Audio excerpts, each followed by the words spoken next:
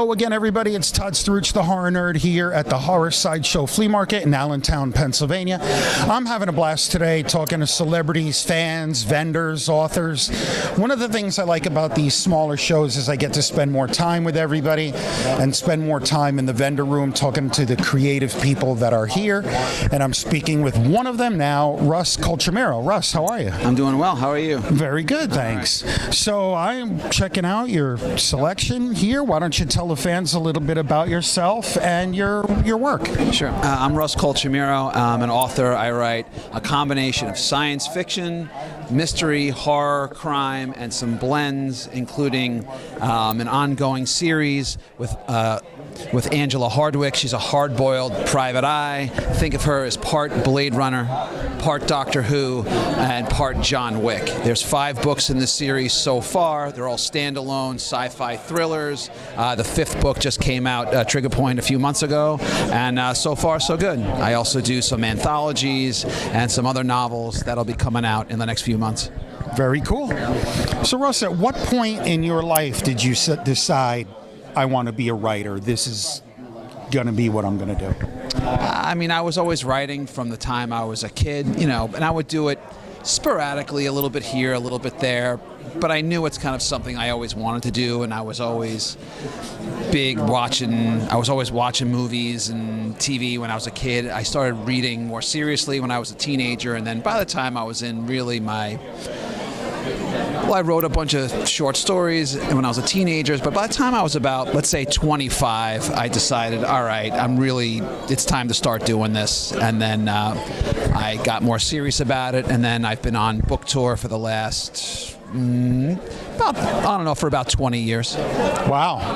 Wow. Yep. So that's really cool. Did there ever come a time in life where you thought, maybe this isn't the direction I want to be in, or did you just say, nope, that's it, I'm an author and I never would consider doing anything else? Well, look, I mean, I'm not going to. I've certainly had my moments where you go, oh my God, why do I bother with this? You have good days and bad days. Sure. But the truth is that it's who I am.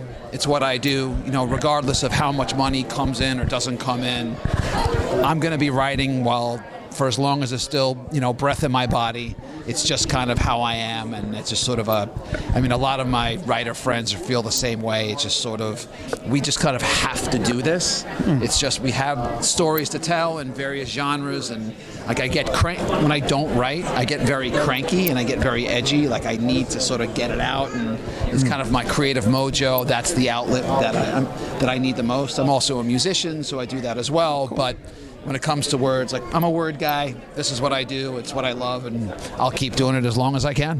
Nice. I love when I hear someone has found their calling, found their passion. Oh, yeah. That's great. Yeah. So that segues into a question I love asking to creative people, whether it's an author or a musician, is how does inspiration strike, right? So do you have a certain time each day where you're like, all right, I'm going to write? Or do you wake up in the middle of the night with an idea and say, let me jot this down? How does inspiration strike for you? So it's all of the above. I mean, if you actually check my phone, you'll see texts from me to me at 3 a.m, just jotting stuff. If I can't find my notebook, because I just don't want to. The other night, in fact, I thought of something, and I'm like, oh, I'll remember. And I'll go, no, I'm going to forget. So I peeled my eyelids open at 3 a.m, and I sent myself a text because I didn't want to forget it, or if I'm on the train or wherever I am, if I have that thought, I have to write it down so I capture it, even if I don't know what I'm going to use it for. And sometimes you look at it the next day and you go wow, this is good. This is garbage. I don't know what I was thinking of. And sometimes it's the opposite. You're like, wow, there's something there, right? But once I have something that I'm working on, whether it's a novel, a novella, a short story, I like to have routine because I'm sort of rhythm-based. So I typically write in the morning before I start my day.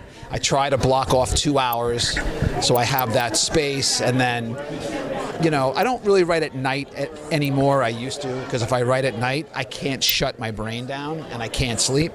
But I also write on the weekends, and I block out time, and it's really just over the years, I've learned to become efficient with my time. So when it's time to do brain work, I do it. But, and writers will talk about this a lot if you talk to enough of them. There's writing, there's clacking the keys, or whether you write by longhand or whatever, but there's also plotting things out and thinking about it. And I spend a lot of time doing that. And to me, that's writing, because I got to figure out, for me, I need to know where the story's going, and I have to know the end. Because I sort of, write in reverse. This is where I end, start with the end in mind, right? I know I want to get here. Here's the beginning. Well, how do I get from this point to that point? And then I start thinking about it. Well, if that happens, and then that happens, what happens? No, that doesn't make sense. And then I have to, it's like a knot, and I have to untangle the knot and figure out where the gaps are. And then I go, and then you think you have it, and you go, oh, God, no. But if that happens, and this won't work, and that won't work, and I keep dissecting it and deconstructing it, and then putting it back together until the kind of puzzle pieces all fit together. But there's always gaps in between to allow for like the magic to happen. Gotcha. It might be like in this scene, here are 3 things that have to happen, but how I fill in the space in between, you sort of have to leave some room to run, because you might think you have a great idea, and as you're going on it, like, this is great, this doesn't work. And then you have to sort of figure it out and do it again.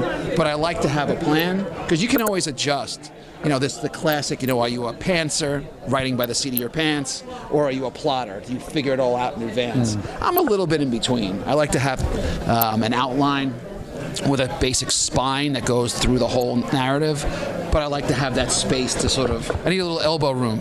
Sure. No, thank you for that. Because like I said, I'm always fascinated by that, and I talk to a lot of authors, and I hear some similarities and some differences. Like as an indie filmmaker, I've written a couple of short films. I can't imagine a novel and filling in all those details in the middle and everything. I've always wondered, how the hell do you even keep track of everything? All the characters and what happened in the beginning, how does that pay off at the end? So kudos to you for being able to keep track of all of that. So right on. All right, Russ, one final question. Just tell the fans out there how they can find your work and anything new that you might be working on. Now's your time. Sure. Just share whatever you like. So you can find me on my website at just russcolchamiro.com. Everything will be there. You can find me on Facebook and Instagram. I also have a YouTube channel. I host a podcast where I interview a who's who of sci-fi, crime, mystery, horror authors. It's Russ's Rock and Roller Coaster. It's on YouTube. It's free. And I've got some pretty heavy hitters up there in those various genres. So you can check those out. In terms of novels, I have a monster-themed espionage novella coming out in just a couple of weeks.